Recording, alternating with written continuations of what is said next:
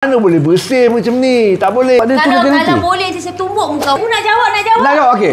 Cikgu nampak. Algebra tolak cecair bahagi USD. Okey, kita dapat bentuk mata wang apa?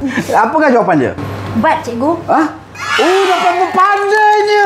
Anak murid cikgu. Mak saya ada bekalkan air. Tapi bukan untuk minum, cikgu. Habis tu? Untuk padamkan ini. Mana boleh bersih macam ni? Tak boleh. Mana saya tahu mak ada punya. Kita cuba dulu. Sebab dia tulis garanti. Kalau boleh saya tumbuk muka awak. Jangan tumbuk. Cubit dia dah. Abang, jangan pegang saya punya. Saya macam tak percaya. Apa tak percaya lagi, Hafiz? Awak tengok. Nampak? Habis. Clear, cikgu. Cikgu, tak payah beli yang baru ya, cikgu. Kita guna yang lama ni je. Iyalah. Macam-macam boleh. Sebenarnya ni dia kalau marker permanent, kalau katakan kat sekolah, kat kelas, dekat surau yang ada kan kadang-kadang kan dia dah conteng beberapa bulan baru padam. Ya, Atau betul. kat kelas kan lagi conteng kalau tak bersih dan tersalah guna permanent. Tapi dengan sabun badan multipurpose, spray je biarkan 5-6 saat, lepas tu lap dah hilang. Hilang. Tekan beg kuning. Tekan beg kuning. Tekan beg kuning. Beg kuning. Beg kuning. Beg kuning.